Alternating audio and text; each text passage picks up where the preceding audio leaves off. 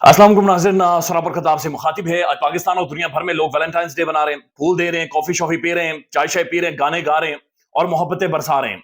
पाकिस्तान में आज भी लोग फॉल ऑफ ढाका के बारे में बातचीत करते हैं। वहां पर भी एक मैंडेट चोरी हुआ था, लिहाजा लोग आज भी दुखी हैं। लेकिन पाकिस्तान के अंदर इस वक्त जो सबसे बड़ा दुख है, जिस पर आंसू बहा जा रहे हैं, वह है फॉल ऑफ चुनतखिब। यानी फॉल ऑफ चुनतखिब हुआ है और बड़ा खौफनाक फॉल ऑफ चुनतखिब हुआ है। पाकिस्तान में जहन साजी की गई, पाकिस्तान के अंदर एक माहौल बनाया गया कि आओ मुल्क को बचा लो, नवाज शरीफ आएगा, मुल्क बच जाएगा, साडी गल हो गई है, पाकिस्तान को नवाज दो, नवाज शरीफ आ रहा है। जनाब सोहेल बड़ाई साहब ने तो अपने बिल्कुल उन्होंने तबाही टेलीविजन स्क्रीन पर मचा दी। उसके बाद अंसार अब्बासी साहब ने लिख लिख कर स्याही खत्म करवा दी कि नवाज शरीफ आएगा, वोटर बदल जाएगा, डायनामिक्स बदल जाएंगे और बहुत बड़ी एक अक्सरियत मियां नवाज शरीफ साहब लेकर चौथी दफा वजीर आजम बनने वाले हैं। गाने लगे, तराने, आओ मुल्क को बचा लो, चुन तखीब का एक नारा पाकिस्तान के अंदर बुलंद हो गया कि साडी बातचीत हो गई है, जीरो रिस्क है, जीरो रिस्क, और मियां साहब चौथी दफा वजीर आजम बनने वाले। ये सारी कहानियां पाकिस्तान के अंदर होती रही। लेकिन उसके बाद हुआ ये कि पाकिस्तानी अवाम ने कांटा लगा दिया, पाकिस्तानी अवाम ने मना कर दिया, पाकिस्तानी अवाम ने काबिल कबूल करने से इनकार कर दिया। मियां नवाज शरीफ साहब के बारे में 2018 में कांटा लग गया था, उन्हें बता दिया गया था कि आपके नाम के ऊपर कांटा लग गया है, लिहाजा इसके बाद कोई भी सेटअप आएगा आप उसका हिस्सा नहीं होंगे। फिर उनके भाई को हुकूमत दी गई पाकिस्तान में और मियां साहब ने सर झुकाकर वो उन सब ने मिलकर नौकरी की और किसी ने रेजिस्ट नहीं किया, किसी ने बातचीत नहीं की। अब भी मियां साहब के ऊपर कांटा लगा हुआ है और जो इस दफा कांटा लगाया गया है, ये मियां साहब का सियासी करियर खत्म कर दिया गया है और एक तारीख तरीन और एक जिल्लत से भरा हुआ अंजाम मियां नवाज शरीफ साहब की पॉलिटिक्स का हुआ है। आज नून लीग रो रही है। पहले अब ये गुफ्तगू सुन ले, एक ऑडियो सुन ले जो मंजर आम पर आई है और नून लीग की प्रोमिनेंट शख्सियत किस तरह से रो रही हैं और कह रही हैं कि हम यतीम हो गए हैं। यानी फॉल ऑफ चुनतखीब के बाद वो कह रहे हैं कि चुनतखीब का जो साया था हमारे सरों से हट गया है और हम यतीम हो गए हैं। पहले ये 25 सेकंड की एक ऑडियो सुन लें। संदेला सब मारे गए, संदेला सब लूट गए, हम लूट गए, संदेला साहब लूट गए, यतीम हो गए हम, एक मर्तबा फिर यतीम हो गए संदेला साहब।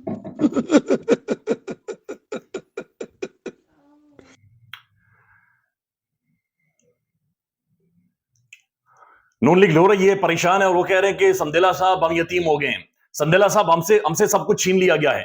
मसला यह है कि मियां नवाज शरीफ साहब ने कंप्रोमाइज पॉलिटिक्स की है। पाकिस्तान में एक दफा फिर एक हुकूमत गिराने के बाद, रिजीम चेंज के बाद बताया गया, मैसेज कन्वे किया गया कि इमरान खान के ऊपर भी कांटा लग गया है, इमरान खान के ऊपर भी रेड क्रॉस है। खान ने वाज़ेह तौर पर पैगाम दिया कि मैं इस रेड क्रॉस को आपको मिटाकर दिखाऊंगा। वो बंदा भिड़ गया, बंदा खड़ा हो गया निजाम के सामने और उसने हर चीज बर्दाश्त कर दी, उसने सब कुछ कुर्बान कर दिया, लेकिन वो एक कदम भी पीछे नहीं हटा। इमरान खान आज पाकिस्तान की ताकतवर तरीन शख्सियत बन चुका है, इमरान खान आज पाकिस्तान की सबसे प्रोमिनेंट शख्सियत बन चुका है, बल्कि ग्लोबली पूरी दुनिया की सबसे बड़ी खबर है, पूरी दुनिया के लिए एक केस स्टडी बना हुआ है, पूरी दुनिया की पॉलिटिक्स के लिए एक रोल मॉडल बन गया है और पूरी दुनिया उसके ऊपर कमेंट्री कर रही है, बातचीत कर रही है और उस कैदी को सेलिब्रेट कर रही है। लोग उनके बारे में लिखते हैं, लोग उसके बारे में बातचीत करते हैं, गुलकार उसके बारे में गाते हैं, शायर उसके बारे में लिखते हैं और शायरी करते हैं और वो इस वक्त भी निजाम के लिए एक सबसे बड़ी ताकत बनकर, एक सबसे बड़ी रेजिस्टेंस बनकर यहां पर खड़ा है। उसने कंप्रोमाइज नहीं किया, उसने पीछे नहीं हटा, लेकिन जो प्रोजेक्ट चुनतखीब था मियां नवाज शरीफ साहब, वो बिल्कुल साइडलाइन पर हो गए, खामोश हो गए, कंप्रोमाइज पॉलिटिक्स की। उसके बाद एक ऐसा मैंडेट लिया कि जहां पर वो हारे हुए थे, शिकस्त फाश हुए हुए थे, वो जीत उनके गले की हड्डी बनी और वो ऐसी गले की हड्डी बनी कि एक तारीख तरीन मियां नवाज शरीफ साहब का अंजाम हुआ है। बड़े खौफनाक किस्म का अंजाम है, लेकिन ना सिर्फ मियां नवाज शरीफ साहब का अंजाम हुआ है, बल्कि उनकी पॉलिटिकल पार्टी को भी हॉस्टेज बना दिया गया है।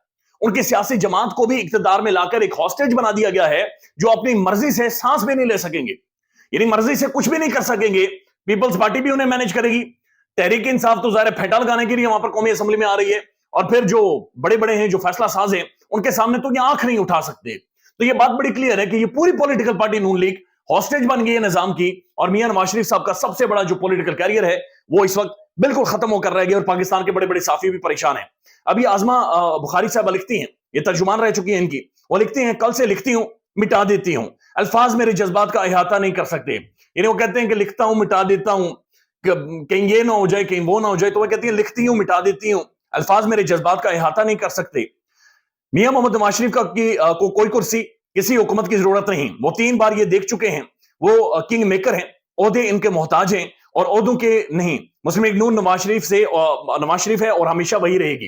यानी ये बिल्कुल अपनी कोशिश कर रहे हैं किसी तरह से खुद को थोड़ा सा दिलासा दे सके कि मियां साहब किंग मेकर हैं, मियां साहब बहुत बड़ी चीज हैं। तो मियां साहब जब पाकिस्तान में आए थे और पाकिस्तान के अखबारात ने इश्तिहारात में लिख लिया था कि पीएम नवाज शरीफ, वजीर आजम नवाज शरीफ, تو پھر وہ عوام نے اس کے اوپر ریڈ لائن لگائی ہے اور عوام نے ماننے سے انکار کیا ہے. ناصر بٹ صاحب، ناصر بٹ جو سہولت کاری کرتے رہے، ناصر بٹ جنہوں نے بڑی قربانیاں دی، جعلی آڈیوز ویڈیوز، کبھی اس کی تصویر کبھی اس کی بلیک میلنگ، یہ ساری چیزیں ناصر بٹ صاحب نے کی ہیں. اب وہ ٹویٹ کرتے ہیں میاں صاحب کی تصویر لگا کر کہ آج میری آنکھوں میں آنسو ہیں، ہم نے نواز شریف سے وفا نہیں کی. تو نواز شریف سے وفا میرے خیال میں انہوں نے خود اپنے ساتھ وفا نہیں کی، نواز شریف نے اپنے لوگوں کے ساتھ وفا نہیں کی. آج دوبارہ سے مسلم لیگ نون کے سپورٹرز کو پٹواری کہا جا رہا ہے، اور یہ میں نہیں کہہ رہا، مطیع اللہ جان صاحب نے ایک باقاعدہ کالم لکھا، وہ آپ کے سامنے رکھ دیتے ہیں. انہوں نے باقاعدہ سے پٹواری کہا کہ جو دوبارہ سے نون لیگ کا جو ایک ووٹر تھا وہ پٹواری بن گیا ہے، انہیں پٹواری ثابت کیا گیا ہے. یعنی کمپرومائز قسم کی پولیٹکس ان کا بھائی بھی کھیل گیا ہے کہ جہاں پر وزارت لینے کے لیے، عہدہ لینے کے لیے اور شبانہ روز محنت جو انہوں نے کرنی ہے، اور ان کا شبانہ روز محنت کے لیے اقتدار لوں گا میں، جو مرضی کر لیں لیکن شبانہ روز محنت میں نے کرنی ہے یہاں پر، تو اس کے لیے اقتدار لیا ہے. حامد میر صاحب نے ناصر بٹ کو جواب دیا ہے.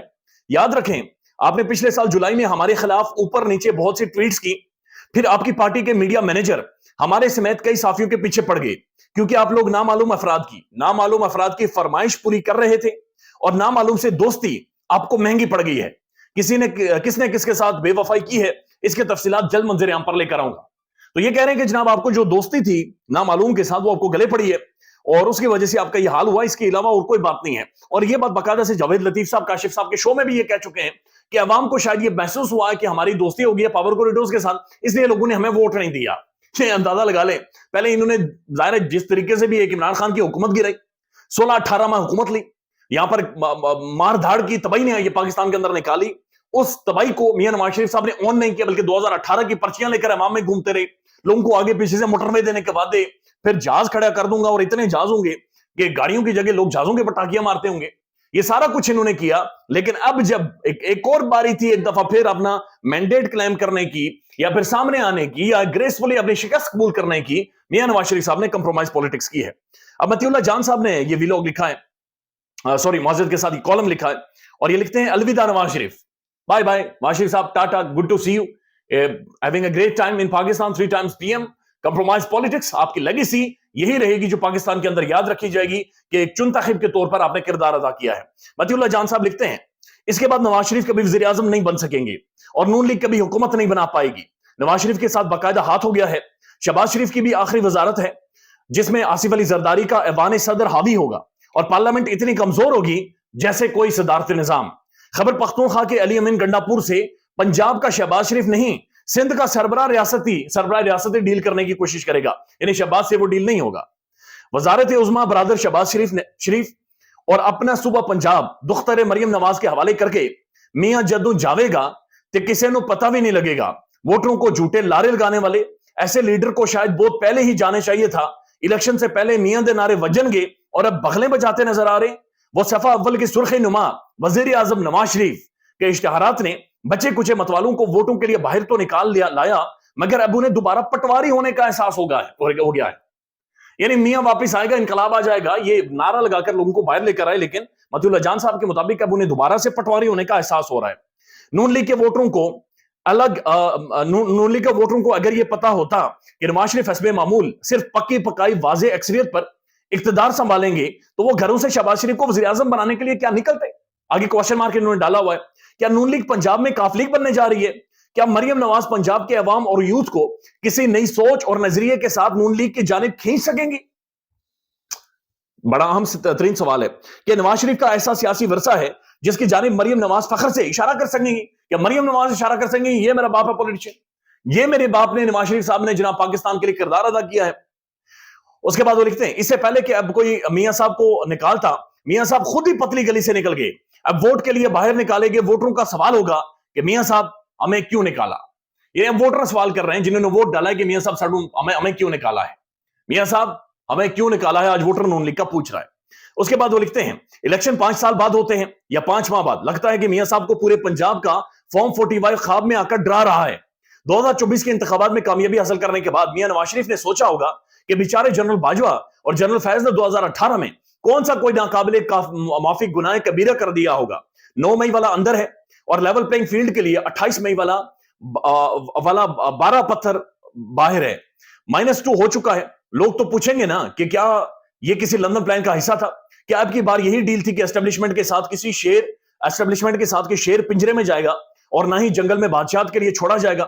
जेल और इक्तदार दोनों में वापसी ना हो सकेगी और इसके बदले उसकी बेटी को वजारत आरा और भाई को वजारत उज़्मा की नौकरी पर रखा जाएगा। ये आंतरिक सवाल थे जो उन्होंने पूछे हैं। नवाज शरीफ का वजारत उज़्मा से दस्तबरदारी का फैसला दरहकीकत कौमी असम्बली और अमली सियासत से भी पीछे हटने का आगाज है।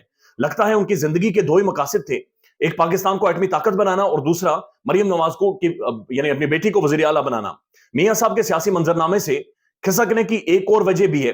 मियां साहब को दो इंतखाबी हलकों में नताइज ऐसे मुरतब किए गए हैं कि वो उनके गले की हड्डी बन गए हैं। अब ऐसे नताइज की बुनियाद पर कोई वजीर आजम बने और अदालत उसके इंतखाबी जीत कालादम करार दे दे तो इसके जमात का क्या बनेगा। वैसे भी खान को अंदर करने वाली अदालतें दबाव में फैसले करती हैं। ऐसे इंतखाबी नताइज के जरिए नवाज शरीफ के साथ शायद वो हाथ किया गया है जो वो किसी को बताने जोगे भी नहीं रहे, बल्कि वैसे ही जैसे एक रिटायर्ड कर्नल एक प्रॉपर्टी टाइकून ने दफ्तर में बुलाकर उसके सामने नोटों की गड्डियां खोलकर रख दी, खुफिया वीडियो बना दी और बाद में धक्के निकाल देकर उसे बाहर निकाल दिया गया और उसे वो पैसे भी नहीं दिए। मतीउल्लाह जान साहब खुलकर ये बातचीत कर रहे हैं कि जनाब आपके पास रहा ही कुछ नहीं, आप कंप्रोमाइज कर गए हैं और आज आपका वोटर आपसे ये पूछ रहा है कि मियां साहब आपने हमें क्यों निकाला है। आज फाल ऑफ चुनतखब पाकिस्तान के अंदर हो गया है और मियां साहब की पॉलिटिक्स हमेशा के लिए पाकिस्तान में खत्म हो गई है। ख्याल रखिएगा अपना। अल्लाह हाफिज।